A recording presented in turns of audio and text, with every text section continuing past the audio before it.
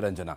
और बढ़ते आगे, रुक करेंगे अगली खबर का। रायपुर से यह बड़ी खबर। दरअसल छत्तीसगढ़ में लगातार कोरोना के एक्टिव केसेस बढ़ रहे हैं। आपको बता दें, कोरोना के 11 नए मरीज सामने आए हैं। कोरिया और बेमेतरा में एक मामला सामने आया। जांजगीर चांपा, जसपुर, राजनांदगांव, कांकेर में 2 नए मामले सामने आए हैं और दुर्ग में 3, कोंडागांव और बिलासपुर में 4 मरीज कोरोना के पाए गए और धमतरी में 5 और रायपुर में 9 कोरोना के मामले अब तक सामने आ चुके हैं। कोरोना के मामलों का बढ़ना चिंता का विषय। और तनु हमारे सहयोगी इस वक्त हमारे साथ हैं। तनु, क्या अपडेट मिल पा रहा है? ये कोरोना के बढ़ते केसेस स्वास्थ्य विभाग कैसे तैयार कर रहा है खुद को इससे लड़ने के लिए? जी देखिए, छत्तीसगढ़ में लगातार कोरोना के केसेस बढ़ रहे हैं और छत्तीसगढ़ स्वास्थ्य विभाग ने कोरोना मरीजों का आंकड़ा जारी किया है। छत्तीसगढ़ में आज 1469 सैंपलों की जांच हुई है, जिसमें 35 व्यक्ति कोरोना संक्रमित पाए गए।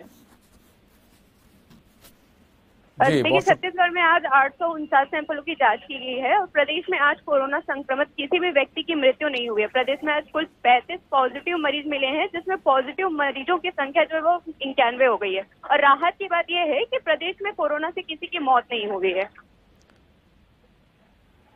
जी, बहुत शुक्रिया तनु आपका इस पूरे मामले पर जानकारी देने के लिए।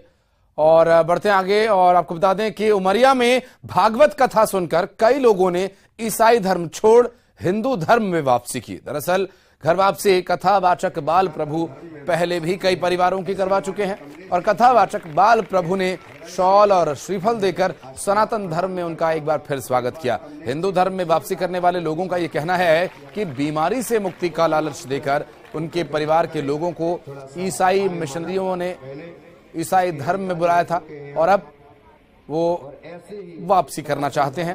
भागवत कथा सुनकर सनातन धर्म के प्रति जो उनकी आस्था एक बार फिर जागृत हुई।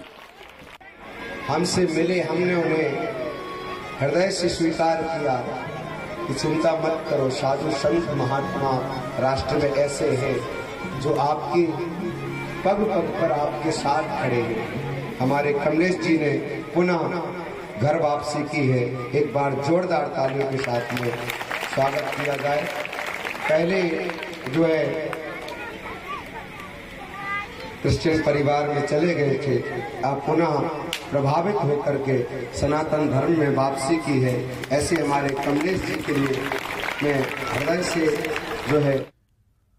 और मध्य प्रदेश में इन दिनों 3 बाबाओं का खासा जोर है। दरअसल प्रदेश की जनता इन पर भरोसा करती है। इनमें से एक हैं बागेश्वर धाम के पंडित धीरेन्द्र कृष्ण शास्त्री, सीहोर वाले पंडित प्रदीप मिश्र और इन दोनों के अलावा एक बाबा हैं पंडोखर सरकार। लेकिन बाबा की फहरिस्त यहीं खत्म नहीं होती, बल्कि ये फहरिस्त अब लंबी होती जा रही है।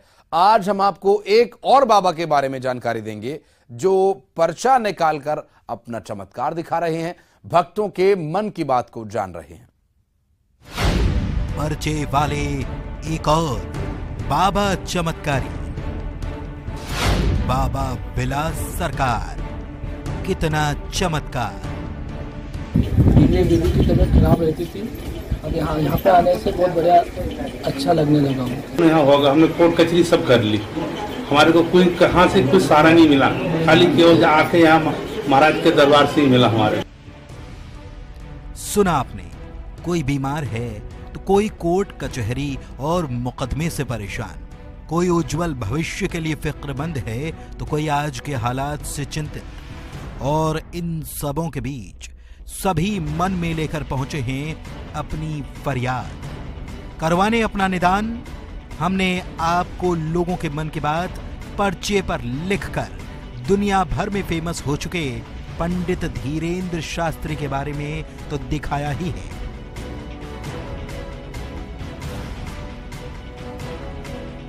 आपके दुखों के निवारण के लिए कई तरह के उपाय बताने वाले पंडित प्रदीप मिश्रा के बारे में भी बताया है। पर्चे निकालकर अपना चमत्कार दिखाने वाले पंडोखर महाराज के बारे में भला कौन नहीं जानता।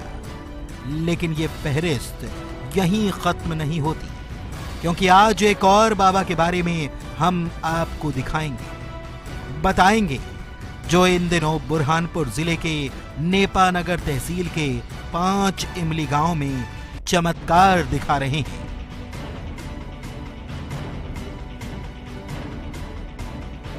तस्वीरों में दिख रहे ये बाबा विलास महाराज हैं, जो बिन बताए मन की बात समझ लेते हैं और तो और पर्चा बनाकर इलाज भी कर देते हैं। बाबा बताते हैं कि कानिफनाथ बाबा के यहाँ 3 पीढ़ी से दरबार लग रहा है। जब बाबा विलास महाराज 7 साल के थे तब से कर रहे हैं लोगों के दुखों का निदान।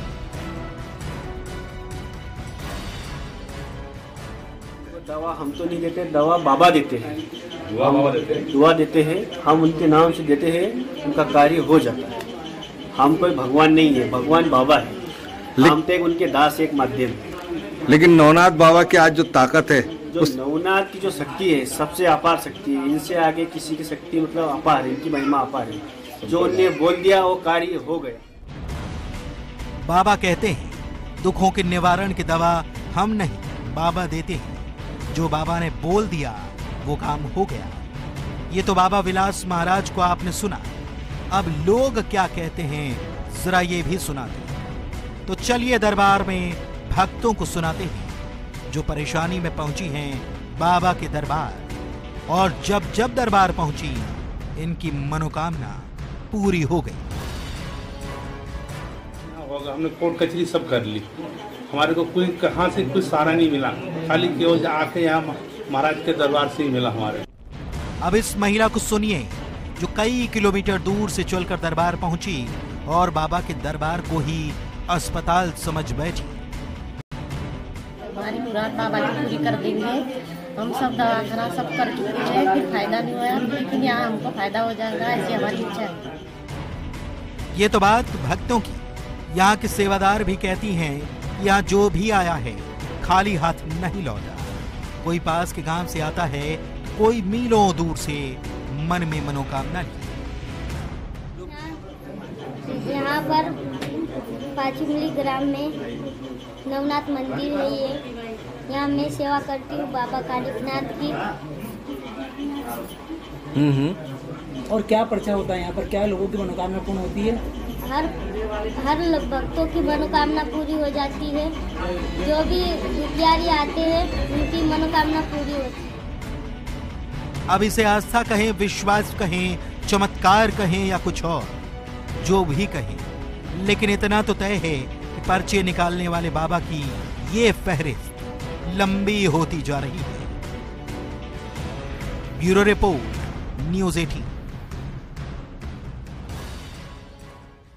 और छिंदवाड़ा से बड़ी खबर आपको बता दें, परासिया के देवरानी दाई में हादसे का एक मामला सामने आया, जहां जलकुंड में नहाते वक्त 3 लोगों की डूबने से मौत हो गई।